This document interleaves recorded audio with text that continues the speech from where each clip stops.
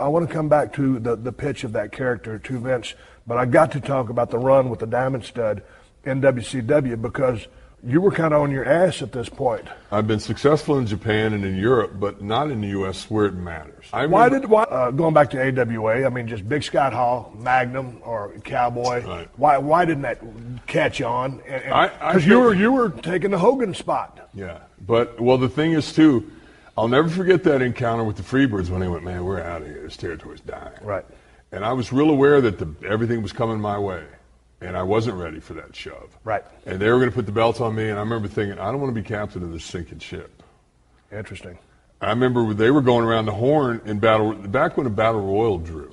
Back when just having a Battle Royal on the card drew in that AWA territory. Yeah. They would take it around. They would bring in guys for it. Yeah. And the stipulation was whoever won the Battle Royal faced Bockwinkel for the title bout next time in that town. So we're going to these towns, and I know I'm leaving. I've given my notice to Vern. Right. I remember giving my notice to Vern. Back then it was 2 weeks' notice. I went and gave my notice, and he was like, huh, like nobody leaves me. Nobody leaves on top. And I remember saying, it's too cold here. I said, this is your hometown. I said, I can make $2,000 a week selling suntan lotion on the beach. I said, and he goes, I can make you a star. And I remember thinking, I don't have to be on TV to feel good about me. I like me. And from that moment, we had to start having a conversation like man to man. Right.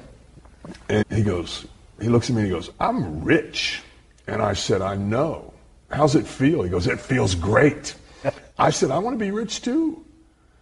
I said, but it's too cold here. No, this. Right. And I knew that although I felt Vern was really captivated by characters like Mad Dog Vachon and all that, he always pushed those and like Baron von Raschke, but he never had any hand in creating them. Right.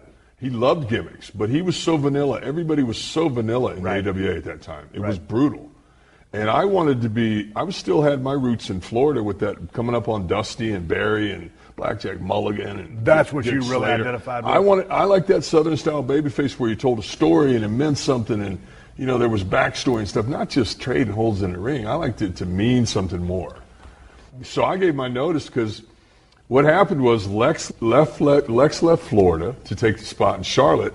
Now Florida needs a top babyface. I'm unhappy in Minneapolis. Mike Graham calls me, offers me a guarantee. I said I'm there. Right. And went. What was the look on Vern's face, or what was your read on him when all of a sudden, he didn't feel like he had you under his thumb? Well, I mean, it was really cool because he started talking to me man to man. Right. And I said, I want to be. That's why he knew you weren't a mark of shit. Yeah, I'm not a mark about it. I don't need to be pushed. I'll do jobs on the way out. Whatever you need. Like I remember being in towns and they go, well, Hall's going over in the Battle Royal. I said, I'm going to Bachman and go, don't put me over, Nick, because I'm not going to be here next time you come back. Because everybody thinks I'm just negotiating or something like that to squeeze Vern. Right. I wasn't. I was a big Nick Bockwinkel fan. Were you? Yeah, but you ever been around Nick much? No, he would come around with his Elvis glasses on. Yeah. Now, hey, I like Nick, but he will walk around with his streets, his socks on, and no underwear on. Yeah. And you'd be sitting there putting your boots on, and Nick comes up like, hey kid, whoa. Yeah. Like, hey kid, there's fucking balls in your face. I want to talk about my boy. I want to talk about your matches. What the fuck? Yeah. In the ring though.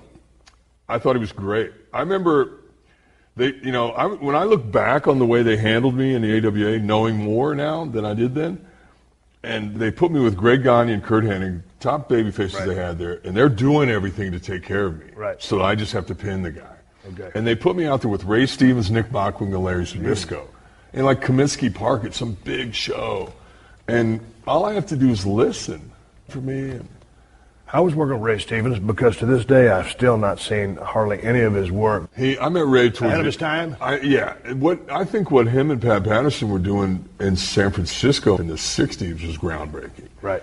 It's something and I think Kurt was really influenced by hanging around Pat Patterson because I attribute Kurt with being one of the first guys, although it was probably Pat and Ray, who Whirly's World bumped as a heel for the reaction. Right. Instead of just a lot of heels back in the day just crumbled down and got juice. Right. Yeah. And I think Flair was in that thing. I often blame Flair for the state of my spine because Flair in our era came along with that flat back and bump. Yep. Remember the spot? He'd push the ref would push him, he'd flat back. If you go on second or third and you're just rotting down, it doesn't work. So it became an attack the mat era when we were coming around. That's the kind of style that So you go down to Florida, but you end up kind of on your ass. You need something, or Dallas is in dire straits. Well, now I go to Florida, and now the territories come together. Memphis, Watts territory, Nashville. Yeah. They all try to put this super company together to go against Vince.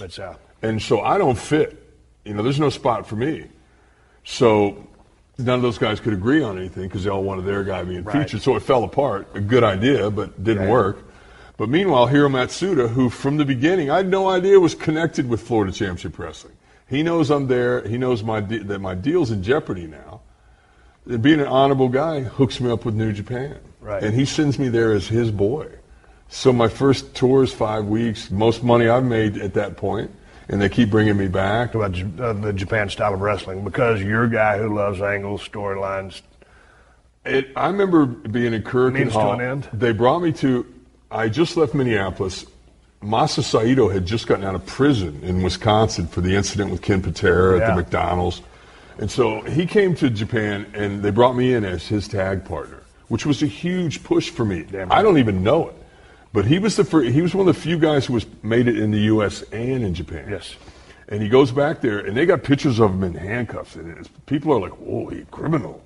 Because at that time in Japan, it was like a prize fight. They cheered for both guys. They didn't understand, why would you use the rope? None of that heat worked with them.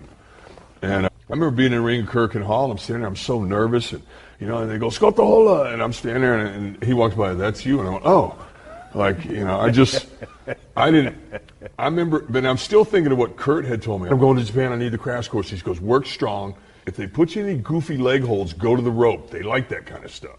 And so I remember one time the guy had me down on my belly and my legs wrapped up around me, and I reached back and busted him wide open.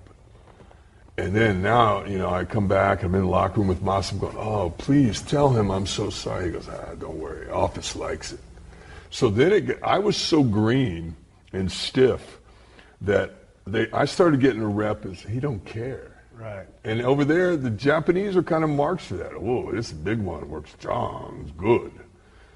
So, I'm potatoing guys, and the office is liking it. Yeah. And I'm going to guys later going, hey, I'll buy you a beer. I'm sorry. But it worked. Okay, Diamond Stud era, what happens? Okay, now I've had success in Japan and Europe, but I figure the guys who started with me, guys like Shawn Michaels and stuff, they're all in New York, and I'm not. And I'm looking in the mirror, and I'm thinking I have what it takes, but I'm being realistic enough to go,